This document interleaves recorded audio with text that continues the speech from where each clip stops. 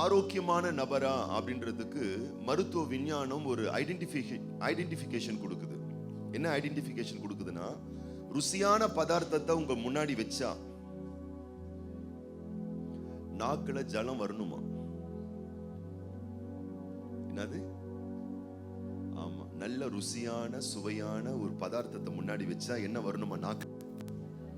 பக்கத்துல பாத்துக்கிடுங்க, வருதா? வந்துச்சுன்னா ஹெல்த்தியா இருக்கீங்கன்னு அர்த்தம். இது மருத்துவ உண்மை, இது மருத்துவ விஞ்ஞானம் சொல்லுது. அப்பதான் என்னன்னா, உங்களுடைய டைஜஷன் சிஸ்டம் ரொம்ப ஹெல்த்தியா இருக்குன்னு அர்த்தமா. உங்க குடல் ரொம்ப நல்லா இருக்கு, அது பசி கேக்குது. அந்த உமிழ்நீரோட சேர்ந்து நீங்க ஆகாரங்களை மென்னு புசிக்கும் பொழுது அதுதான் சக்தியா எனர்ஜியா மாறுதான். பக்கத்துல பாத்துக்கங்க, ஜலம் ஓடுதா, ஊறுதா, நாக்குல தண்ணி வருதா, வந்துச்சுன்னா ஹெல்த்தியா இருக்கீங்கன்னு அர்த்தம். அப்பனா மனுஷனா இருந்தா, ஆரோக்கியமா இருந்தா, முன்னாடி சாப்பாடை வச்சா நாக்குல தண்ணி வரணும். அப்ப சொல்றேன், உண்மையான விசுவாசியா இருந்தா ஆண்டவர், அவருடைய வசனம், அவருடைய வார்த்தை ஆலயம்னா தாகம் வரணும், ஜெபம்னா ஆர்வம் வரணும், ஞாயிற்றுக்கிழமைனா ஆலய சிந்த வரணும், என் கால்கள் கர்த்தருடைய ஆலயத்துல போய் நிக்கணும், கர்த்தரை மகிமைப்படுத்தணும், கர்த்தரை கனப்படுத்தணும், கர்த்தரை உயர்த்தணும், கர்த்தரை தேடணும், கர்த்தருக்காய் வாழணும் என்ற வைராக்கியம் வரணும். வந்தால் அவர்கள் ஆரோக்கியமான விசுவாசிகள். அவங்க ஃபெய்த்ல ஹெல்த்தியா இருக்காங்கன்னு அர்த்தம். ஹெல்த்தியா சில பேர்லாம் பாத்தீங்கன்னா, நமக்கு தான் பாத்தீங்கன்னா சில பதார்த்தங்கள்லாம் சொட்ட இருக்கும், நாக்கு தட்டி தட்டி சாப்பிடுவோம். சில பேர் சிக்கான ஆட்கள்லாம் பாருங்க, நீங்க என்ன ருசியா வச்சா கூட அந்த சுடா கஞ்சி எடுத்துனுவா, அந்த சுண்டக்காய் குழம்பு எடுத்துனுவான்னுவாங்க. அவங்கள குறை சொல்லல, அவங்க பாடி கண்டிஷன் என்ன ஆயிடுச்சு, ருசியான பதார்த்தங்களை ஏற்றுக்கொள்ளக்கூடிய விதத்துல அந்த பாடி சிஸ்டம் இல்ல. அது என்ன ஆயிடுச்சு, உடம்பில் இருக்கக்கூடிய சில விஷயங்கள்லாம் செத்து போயிருச்சு. பக்கத்துல பார்த்து சொல்லுங்க, ஆவிக்குரிய தாகம் செத்து போக கூடாது, ஆவிக்குரிய பசி செத்து போக கூடாது, ஆவிக்குரிய வாஞ்சை செத்து போக கூடாது. வாஞ்சை இருந்தாதான் தெய்வம் சொல்றாரு நான் விடுதலை ஆக்குவேன். தாகம் இருந்தாதான் தெய்வம் சொல்றாரு தண்ணியை ஊத்துவேன். பசி இருந்தாதான் தெய்வம் சொல்றாரு நான் நன்மையால் உன்னை திருப்தி ஆக்குவேன். தேவ பிள்ளைய ஆவிக்குரிய பசிய, ஆவிக்குரிய தாகத்தை, ஆவிக்குரிய வாஞ்சைய செத்து போக வச்சிராத, நிறுத்து போக வச்சிராத, அது பட்டு போக வச்சிராத. அது பட்டு போயிடக்கூடாது, அது நிறுத்து போயிடக்கூடாது, அந்த வாஞ்ச பட்டு போயிடக்கூடாது. இந்த சமூகம், இந்த சொசைட்டி ஸ்பிரிச்சுவல் டிசையரை பட்டு போக வச்சிரும். ஏன் சினிமா வேண்டாம், சீரியல் வேண்டாம், உலக சிநேகம் வேண்டாம், ஏன் அப்படி ஸ்ட்ராங்கா பிரசங்கம் பண்றோம்? ஏன்னா உலக சிநேகம் தேவனுக்கு விரோதமான பகை. எதனால? அது ஆவிக்குரிய தாகத்தை பட்டு போக வச்சிரும். ஸ்பிரிச்சுவல் டிசையரை அது நிறுத்து போக செய்யும். உலக சிற்றின்பங்களும், சினிமாவும், சீரியலும், உலக ஆடம்பரங்களும், உலக மனிதர்களோடு உள்ள சிநேகங்களும், அதுல நீங்க ரொம்ப உறுதியா ஐக்கியம் கொண்டீங்கன்னா ஆவிக்குரிய வாழ்க்கை செத்து போயிரும், ஆவிக்குரிய ஜீவியம் பட்டு போயிரும். மரம் நல்லா இருக்கும், ஆனா தினமும் மரத்துக்கு கீழே சுடு தண்ணி ஊத்தி. பக்கத்துல பார்த்து சொல்லுங்க, வீட்டுல தென்னை மரம் இருக்கா, பப்பாளி மரம் இருக்கா? ஏதோ ஒண்ணு கேளுங்களேன், இருக்கா இல்லையா? ஏதோ ஒண்ணு இருக்குன்னு வச்சுக்கோங்க, ஒண்ணும் பண்ண வேணாம், நல்ல கொதிக்க கொதிக்க தண்ணி எடுத்துன்னு வந்து மரத்துக்கு கீழே ஊத்துனீங்கன்னா சொல்லுங்க, வேறு பட்டு போயிரும். நல்ல தேவனோடு பரிசுத்த உறவுல இருக்கக்கூடிய நீ எப்ப பார்த்தாலும் சினிமா, சீரியல், உலக சிநேகம், உலக நட்புன்னு போயிட்டே இருந்தீங்கன்னா சுரத்தனைய தூக்கி உன்னுடைய வேருக்குள்ள ஊத்துற மாதிரி அது பட்டு போகும். அது பட்டு போச்சுன்னா ஆவிக்குரிய விருப்பம் செத்து போயிரும். ஆவிக்குரிய விருப்பம் செத்து போயிருச்சுன்னா ஆண்டவர் சொல்வார், பசி இருந்தா நான் நன்மையால திருப்தி ஆக்குவேன். பசியே இல்லையே, தாகம் இருந்தா தானே என்னால தண்ணியை ஊற்ற முடியும். தாகம் உள்ளவர்கள் மேல் தண்ணீரை ஊற்றுவேன். தாகமே இல்லையே, எப்படி ஊற்ற முடியும்? அவன் என் மேல் வாஞ்சியா இருக்கிறதுனால நான் அவனை விடுதலை ஆக்குவேன். வாஞ்சியே இல்லையே, எப்படி விடுதலை ஆக்க முடியும்? பக்கத்துல பார்த்து சொல்லுங்க, வேறு பட்டு போக உலகத்துக்கு கொடுத்துறாதீங்க உங்க ரூட்டை. அல்லேலூயா. உங்கள் வாழ்வின் ஃப்ரூட் நல்லா வரணும்னா இந்த ரூட் தேவனுடைய வாசஸ்தலத்திலே இணைக்கப்பட வேணும். ரூட் வாசஸ்தலத்துல இணைக்கப்படணும், இல்லைன்னா பட்டு போயிரும், செத்து போயிரும். பக்கத்துல பார்த்து சொல்லுங்க, 34 ஐட்டம் முன்னாடி ருசியா இருந்தாலும் 34 ஐட்டம்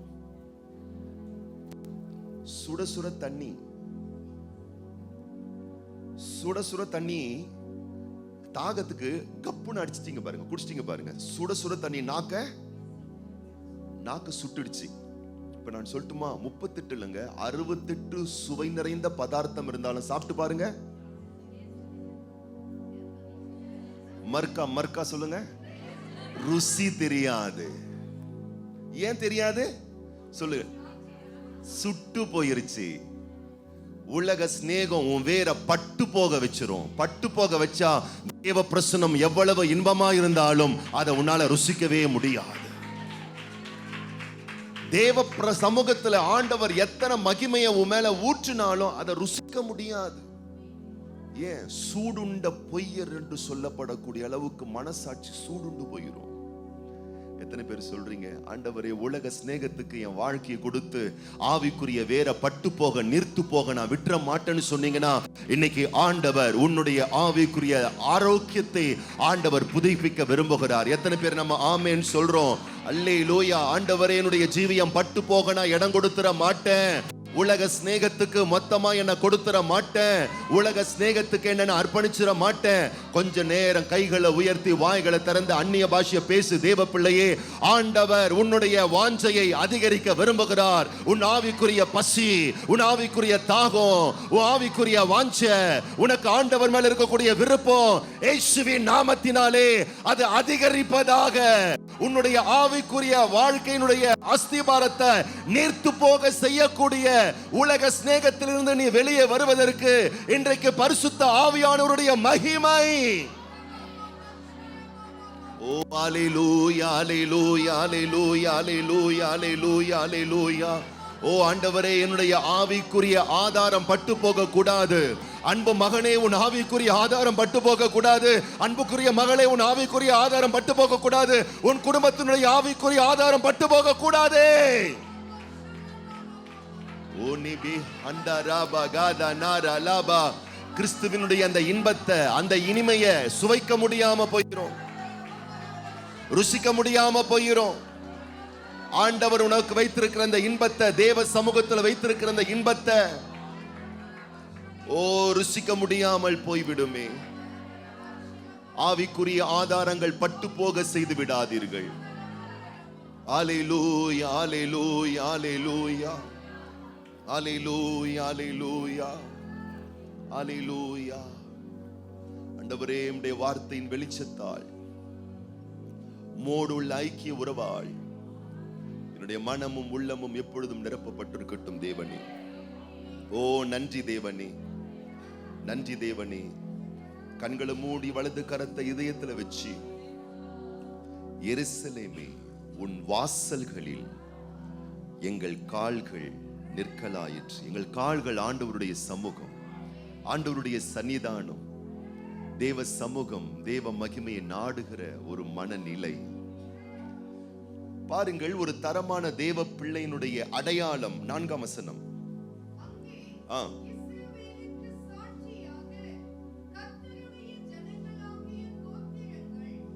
கர்த்தரின் நாமத்தை ஸ்தோத்தரிப்பதற்கு போகும். போகும். அல்லேலூயா சொல்லுங்க பார்க்கலாம். போகுமா போகாதா? உங்க காலை பார்த்து கேளுங்க. போகுமா போகாதா? அடுத்த வாரம் போய்க்கலாம். இல்ல, இந்த காலை பிரதிஷ்டை பண்ணிரணும்.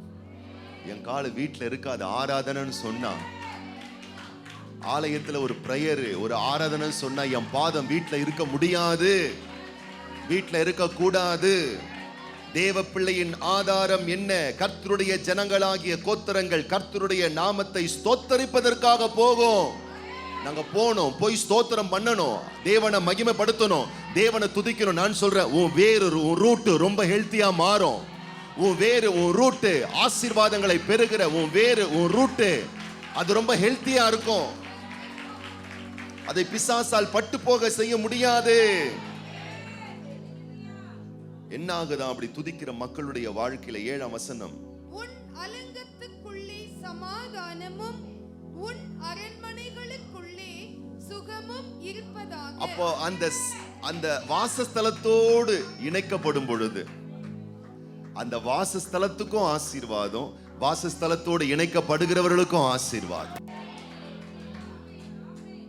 சமாதானம். ஏன்னா அங்க துதி இருக்கிற இடம் சமாதானம், ஜெபம் இருக்கிற இடம் சுகம், ஆராதனை இருக்கிற இடம் ஆசீர்வாதம், கர்த்தருடைய மகிமையை சொல்லுகிற இடம், கர்த்தருடைய மகத்துவத்தை பேசுற இடம், கர்த்தருடைய மகத்துவத்தை உணர்கிற ஒரு இடம், அது ஆசீர்வாதம்.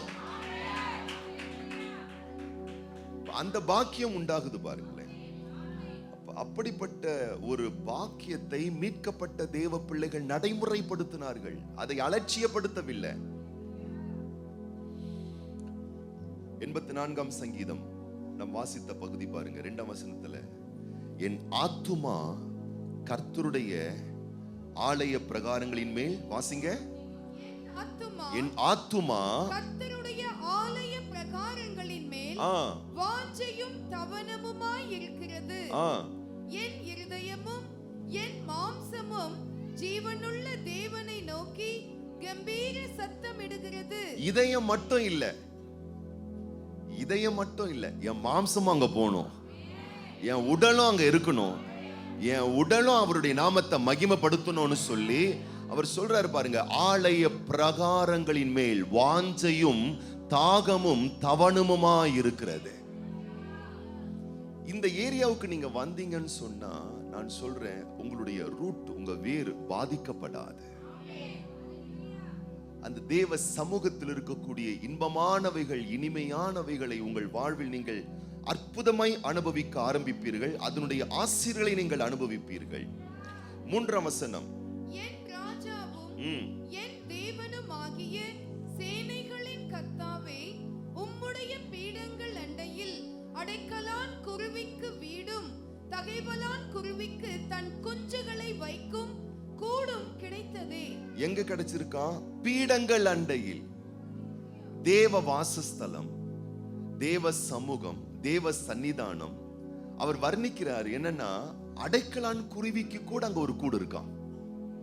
அப்படின்னா என்ன சொல்ல வர்றாருன்னா, அடைக்கலான் குருவி என்பது ரொம்ப மலிவான ஒரு பறவை, ரொம்ப சீப்பா கிடைக்கும் பாருங்க. இயேசு கிறிஸ்து ஒரு முறை சொல்லும்போது சொல்றாரு, ஒரு காசுக்கு 2 அடைக்கலான் குருவி கொடுக்கறாங்களாம். அப்ப 2 காசுக்கு 4 கொடுக்கணும்ல, இல்லையா? 5 கொடுக்கறாங்களாம். ஒரு காசுக்கு 2 அடைக்கலான் குருவி, ஆனா 2 காசுக்கு 5 அடைக்கலான் குருவி கொடுக்கறாங்கன்னா என்ன அர்த்தம்னு கேட்டீங்கன்னா, ரொம்ப மலிவான விலையில கிடைக்கப்படக்கூடிய ஒரு பொருள், ரொம்ப சீப்பான ரேட்ல கிடைக்கக்கூடிய ஒரு பறவை தான் அடைக்கலான் குருவி. வசனம் சொல்லுது, அந்த மலிவா சீப்பா அற்பமா இருக்கக்கூடிய குருவிகள் கூட உங்க சமூகத்துக்கு வந்தா அதுக்கு பாதுகாப்பு உண்டு, அதுக்கு கூடு உண்டு, அதுக்கு தங்கக்கூடிய இடம் உண்டு, அதுக்கு ஒரு அடைக்கல பட்டணம் உண்டு. குருவிகளுக்கே பாதுகாப்பு இருக்குமேயானால் அவருடைய சாயலின்படி படைக்கப்பட்ட தேவ பிள்ளைகளே, உங்களுக்கு எவ்வளவு பெரிய பாதுகாப்பு உண்டாகும் என்பதை யோசித்து பாருங்கள். குருவிக்கே பாதுகாப்பா ஆண்டவருடைய ஆலயத்துல, அடைக்கலான் குருவிகளுக்கே தங்கும் இடமா வர்ணிக்கிறாரு. அழகா அதை ரசிக்கிறாரு, அதை அனுபவிச்சு அவர் சொல்றாரு, குருவிகளுக்கு கூட ஆண்டவரை சகாயத்தை காட்டுறீங்க, குருவிகளுக்கு கூட இரக்கத்தை காட்டுறீங்க ஆண்டவரை. தகவிலான் குருவிக்கு கூட தன் குஞ்சுகளை வைப்பதற்கான ஒரு இடத்தை நீங்க கொடுக்கறீங்கன்னு சொன்னா, உங்க பிள்ளைகளாகி எங்களுக்கு எவ்வளவு பெரிய ஸ்தானத்தை நீங்க கொடுக்கறீங்க, எவ்வளவு பெரிய ஆசீர்வாதத்தை கொடுக்கறீங்க, எவ்வளவு பெரிய மகிமையை கொடுக்கறீங்க. நான் சொல்லுகிறேன், என்னிடத்திலே வருகிறவர்களை நான் புறம்பே தள்ளுவதில்லை என்று சொன்ன கர்த்தர் உன்னை வாசஸ்தலத்திற்கு அழைக்கிறார், உன்னை ஆலயத்துக்கு அழைக்கிறார். உன்னையும் உன் குடும்பத்தையும் உன் கணவனையும் உன் மனைவியும் உன் பிள்ளைகளையும் உன் சந்ததிகளையும் ஆண்டவர் அழைக்கிறார். ஆராதனைக்கு தேவன் உன்னை குடும்பமாய் அழைக்கிறார். எங்கேயும் பாதுகாப்பு இல்லையே? நான் சொல்றேன், பிரசன்னத்துல பாதுகாப்பு இருக்கு. சமூகத்துல பாதுகாப்பு இருக்கு, சன்னிதானத்துல பாதுகாப்பு இருக்கு, ஆலயத்துல பாதுகாப்பு இருக்கு. ஒரு முறை 2 முறை கிடையாது. 14 வருஷத்துல நான் சொல்றேன். எனக்கு தெரிஞ்சு அபூர்வமா வெளியூருக்கு சில ஊழியங்களுக்கு போனதுனால ஒரு சண்டே 2 சண்டே தான் மிஸ் பண்ணிருப்பேன். ஒரு சண்டேவும் நான் மிஸ் பண்ணது கிடையாது. ஆனா கர்த்தருக்கும் தெரியும், என் மனைவிக்கு தெரியும், எத்தனையோ சண்டேஸ்ல ஃபீவர் 100, 102, 103, 105 டிகிரிலாம் ஃபீவர் வந்திருக்கு. எனக்கு யாருக்கும் தெரியாது. எத்தனையோ முறை ஃபீவரோட, காய்ச்சலோட, உடல் இயலாமையில, பலவீனத்துல, சுகவீனத்துல, முடியாமையில வந்திருக்கு. இங்க வந்து நிற்கும் போது வரும்போதே கால நடுங்கிக்கிட்டே தான் வரும். ஆமா, நான் நினைச்சிட்டு இருப்பேன் எப்ப தொப்புன்னு கீழே விழுவோம் நமக்கே தெரியாதுன்னு. ஆனா ஒரு நாளும் விழுந்தது இல்ல. தகைவிலான் குருவிக்கே சமூகத்திலே சுகம் உண்டு, பலன் உண்டு, பாதுகாப்பு உண்டு, அடைக்கலம் உண்டு, வீடு உண்டு, கூடு உண்டு என்றால், ஓ அவருடைய பிள்ளை, அவருடைய ஊழியக்காரன், அவருடைய மகன், அவருடைய மகள்னா ஏன் எனக்கு சுகம் கிடைக்காது? ஏன் எனக்கு பாதுகாப்பு கிடைக்காது? ஏன் எனக்கு அடைக்கலம் கிடைக்காது? பாட பாட, துதிக்க துதிக்க, ஆராதிக்க ஆராதிக்க, மகிமைப்படுத்த மகிமைப்படுத்த.